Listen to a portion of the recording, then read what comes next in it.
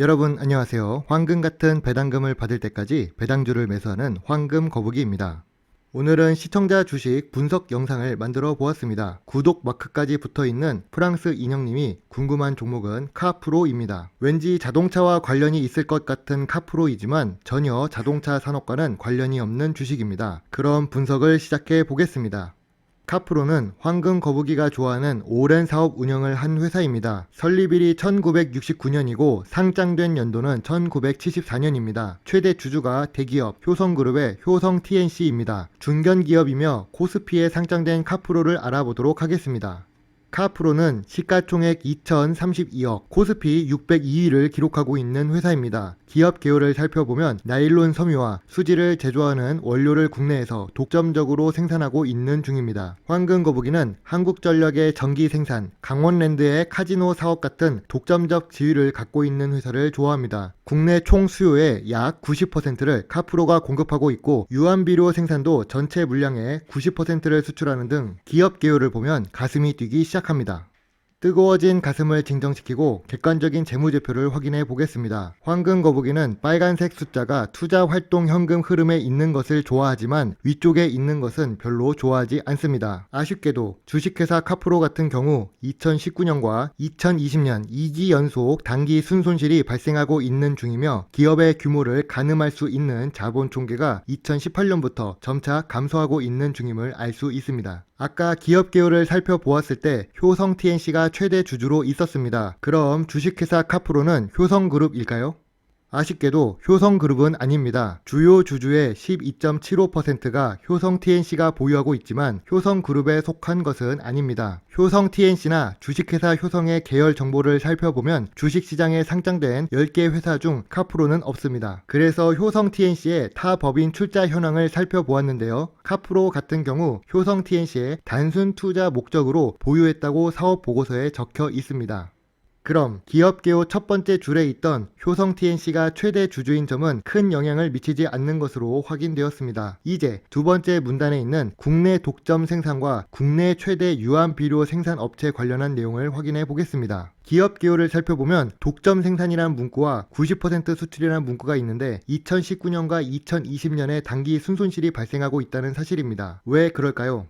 카프로의 주요 제품은 카프로락탐과 유한비료가 있습니다. 2018년보다 2019년이 2019년보다 2020년의 제품 가격이 하락하고 있는 중입니다. 제품 가격의 하락은 매출액 감소의 원인이 됩니다. 그래도 제품 가격이 하락함과 동시에 원재료 가격 역시 하락했기 때문에 더 큰 손실은 막을 수 있었습니다. 앞으로 2021년 이후에 제품 가격 상승을 해야 단기 순손실이 발생하고 있는 카프로의 재무제표가 개선될 것이라 예상됩니다. 카프로는 수출과 내수 매출 비중이 비슷했지만 2020년에는 전염병 사태로 수출을 해야 하는 국가의 경제 상황이 좋지 않았습니다. 결과적으로 2020년의 수출액이 2019년의 반토막 수준으로 내려갔으며 그와 더불어 제품 가격 역시 하락했습니다. 재무제표는 과거의 기록입니다. 2021년에는 전 세계적으로 경제가 회복될 것이라 예상되기 때문에 2020년 매출 기록을 보고만 판단을 할 수는 없습니다.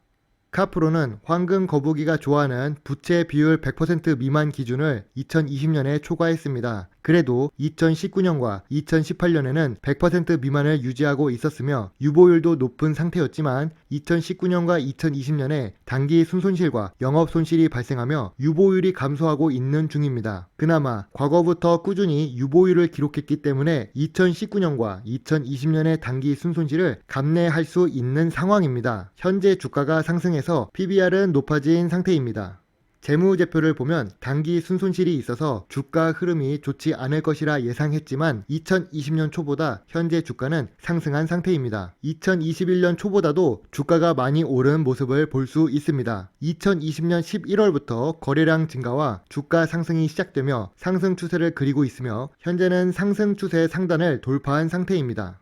황금 거북이가 보기에는 상승 추세 상단에 있기 때문에 매수를 한다면 낮은 금액에 매수를 해야 좋을 것 같습니다. 1차 지지선 4,000원, 2차 지지선 3,350원입니다. 단기 순손실을 2년이나 기록한 카프로의 주식이 2020년 11월부터 왜 상승할까요? 2021년 5월 11일 카프로의 분기 보고서가 올라왔습니다. 2021년 1분기 흑자 전환에 성공합니다. 2019년과 2020년에는 자본 총계가 감소하는 모습이지만 2021년 1분기부터 조금씩 자본 총계가 증가하고 있는 중이며 1분기 즉 3개월의 매출액이 2020년 연간의 절반 수준임을 알 수 있습니다. 그 말은 현재 매출 상황이 좋아지고 있다는 뜻으로 확인할 수 있습니다.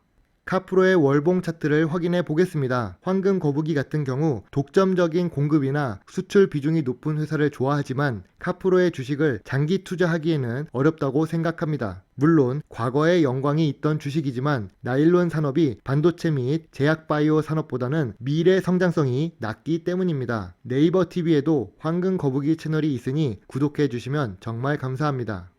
카프로를 황금 거북이 4가지 기준으로 분석해 보겠습니다. 단기 순손실이 2년 연속 발생하고 있어서 단기 순이익 부분에서는 파란색으로 표시를 했습니다. 그래도 2021년 1분기에는 흑자 전환에 성공해서 주가 흐름이 좋아지고 있는 모습을 볼 수 있습니다. 재무 상태 역시 부채 비율이 100%를 넘어갔고 유보율이 감소하고 있는 추세이지만 2021년에 매출액과 영업이익이 회복한다면 다시 원래의 재무 상태로 돌아갈 것이라 예상됩니다. 배당 지급은 3년 전에는 했지만 2019년과 2020년에 단기 순손실로 인해 배당금 지급이 중단된 상태입니다. 미래 성장성 부문에서는 독점적으로 공급을 하고 있고 수출 비중이 높은 산업이라 나쁘다고 볼 수는 없습니다. 업종 상황이 개선되면 수익을 크게 낼 수도 있는 조건입니다. 다만 미래 성장성이 있는 산업이 아니기 때문에 종합적인 생각으로는 황금 거북이 개인적인 기준에 맞지 않아 투자를 하지는 않을 것 같습니다.